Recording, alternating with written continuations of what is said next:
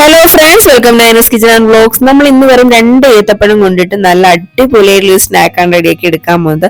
വളരെ ഈസിയാണ്, അതുപോലെ തന്നെ അടിപൊളിയായിട്ടുള്ള ടേസ്റ്റിയാണ് കേട്ടോ. അപ്പൊ എന്തായാലും നമുക്ക് വീഡിയോയിലോട്ട് പോയി നോക്കാം. അപ്പൊ നിങ്ങൾ ഒട്ടും തന്നെ സ്കിപ്പ് ചെയ്യാതെ വീഡിയോ ഫുൾ വാച്ച് ചെയ്യണേ.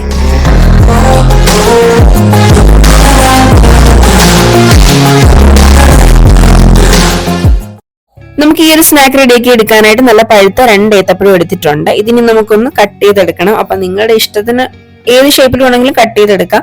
പക്ഷേ നമുക്കിതൊന്ന് നെയ്യിൽ വഴറ്റി എടുക്കാനുള്ളതാണ്. അപ്പൊ ഈ ഒരു രീതിയിൽ കട്ട് ചെയ്തെടുത്തു കഴിഞ്ഞാൽ പെട്ടെന്ന് എല്ലാ സൈഡും നല്ല രീതിയിൽ വഴണ്ടി കിട്ടും കേട്ടോ. അതുകൊണ്ടാണ് ഈ ഒരു രീതിയിൽ കട്ട് ചെയ്തെടുക്കുന്നത്. അപ്പൊ നമ്മളെല്ലാം 2 ഏത്തപ്പഴം ഇതുപോലെ തന്നെ കട്ട് ചെയ്തെടുത്തിട്ടുണ്ട്. ഇനി നമ്മളൊരു പാൻ അടുപ്പത്തേക്ക് വെച്ച് കൊടുക്കുന്നുണ്ട്. ഇതിലേക്ക് നമ്മൾ 1 ടീസ്പൂണോളം നെയ്യ് ഒഴിച്ചു കൊടുക്കുന്നുണ്ട്.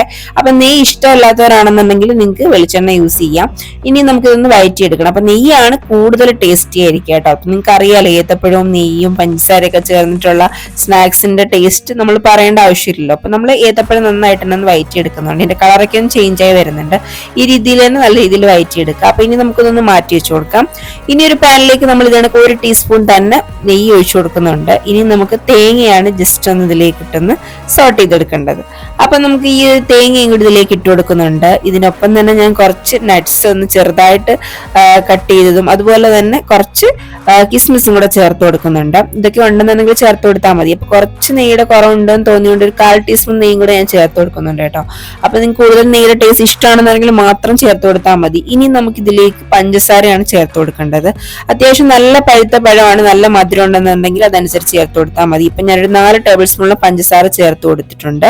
ഇനി നമുക്ക് എടുത്തു വെച്ചിട്ടുള്ള ആ വഴറ്റിയ പഴവും കൂടി ഇതിലേക്ക് ഇട്ട് കൊടുത്ത് നന്നായിട്ടൊന്ന് ഇളക്കി മിക്സ് ആക്കി എടുക്കാം കേട്ടോ. ഇതെല്ലാം കൂടെ ഒന്ന് മിക്സ് ആയി കഴിഞ്ഞാൽ നമുക്ക് ഇതിനെ ഒന്ന് ഓഫ് ചെയ്ത് കൊടുക്കാം. ഒരുപാട് നേരം ഇളക്കി എടുക്കേണ്ട ആവശ്യമൊന്നുമില്ല. വളരെ ഈസി ആയിട്ട് തന്നെ ചെയ്തെടുക്കാൻ പറ്റുന്ന സ്നാക്കാണ്.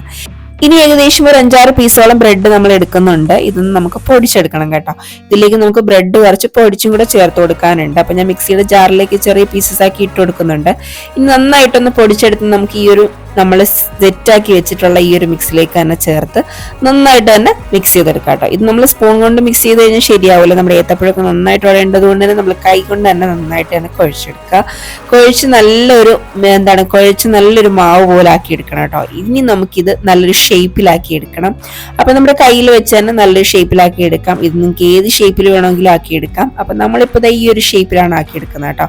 അപ്പൊ എല്ലാം ഇതുപോലെ തന്നെ നമ്മൾ കയ്യിൽ വെച്ച് സെറ്റാക്കി എടുക്കുന്നുണ്ട്. ഇടയ്ക്ക് നട്ട്സ് ഒക്കെ കടിക്കുമ്പോൾ ഒരു പ്രത്യേക രസമാണ് കേട്ടോ കഴിക്കാൻ. അതിന് കൂടെ നമ്മൾ ഇനി ഒരു മുട്ട പൊട്ടിച്ചൊരു ബൗളിലേക്ക് ഒഴിച്ചു കൊടുത്ത് ഇതിലേക്ക് ഒന്നും തന്നെ ചേർത്ത് കൊടുക്കേണ്ട ആവശ്യമില്ല. ജസ്റ്റ് നന്നായിട്ട് സ്പൂൺ കൊണ്ടൊന്ന് മിക്സ് ചെയ്ത് വെക്കുന്നുണ്ട്. ഇനി കുറച്ച് ബ്രെഡ് ക്രംസ് കൂടെ എടുക്കുന്നുണ്ട്. ബ്രെഡ് ക്രംസ് ഉണ്ടാക്കുന്നത് എങ്ങനെയാണെന്നുള്ളത് ബ്രെഡ് നന്നായിട്ടൊന്ന് പൊടിച്ചെടുക്കുക. നല്ല രീതിയിൽ ഫൈനായിട്ട് പൊടിക്കരുത്. ആ പൊടിച്ചെടുത്തതിന് നമുക്ക് പാനിൽ വെച്ചിട്ട് നന്നായിട്ടൊന്ന് ചൂടാക്കി എടുത്തു കഴിഞ്ഞാൽ അടിപൊളി ബ്രെഡ് ക്രംസ് റെഡി ആക്കി കിട്ടും. അതല്ലാന്നുണ്ടെങ്കിൽ നിങ്ങൾക്ക് ഷോപ്പുകളിലും അവൈലബിൾ ആണ്. ഇനി നമ്മുടെ ഈ ഓരോ പീസസും നമുക്ക് ഈ ഒരു നമ്മുടെ എഗ്ഗിലൊന്ന് ഡിപ്പ് ചെയ്തതിന് ശേഷം നമ്മുടെ ഈ ഒരു ബ്രെഡ് ക്രംസ് കൊണ്ടൊന്ന് കോട്ട് ചെയ്ത് കൊടുക്കാം. അടിപൊളിയായിട്ടൊരു സ്നാക്കാണ്. നമ്മുടെ ബനാന കട്ട്ലറ്റ് ഒക്കെ പോലെ അടിപൊളിയായിട്ടുള്ളൊരു സ്വീറ്റ് ആയിട്ടുള്ളൊരു സ്നാക്കാണ്. അപ്പം നമുക്ക് ഇതെല്ലാം ഇതുപോലെ തന്നെ എഗ്ഗിലൊന്ന് ഡിപ്പ് ചെയ്ത് നമ്മുടെ ബ്രെഡ് ക്രംസിലൊന്ന് കോട്ട് ചെയ്ത് എടുത്തിട്ടുണ്ട്.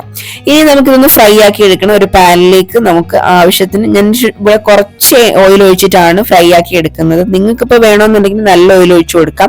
നമുക്കിപ്പോൾ അതിന്റെ ആവശ്യമില്ല കേട്ടോ. കുറച്ച് ഓയിൽ മതി. നമുക്ക് ഈ ഒരു രീതിയിൽ തന്നെ ഇത് ഫ്രൈ ചെയ്തെടുക്കാൻ പറ്റും കേട്ടോ. അപ്പം ഇതുപോലെ നമുക്ക് 2 സൈഡും ഇങ്ങനെ മറിച്ചിട്ട് കൊടുത്തിട്ട് എല്ലാ സൈഡും ഇതുപോലെ ആക്കി എടുക്കാം. അടിപൊളി ഒരു സ്നാക്കാണ്. വളരെ സ്വീറ്റ് ആയിട്ടുള്ള നല്ല ടേസ്റ്റി ആയിട്ടുള്ള സ്നാക്കാണ്. ഇഷ്ടമായി ലൈക്ക് ചെയ്യാനും ഷെയർ ചെയ്യാനും ചാനൽ സബ്സ്ക്രൈബ് ചെയ്യാനും മറന്നു വേണ്ട. അപ്പൊ അടുത്ത വീഡിയോ വരുന്നവരെ ബൈ.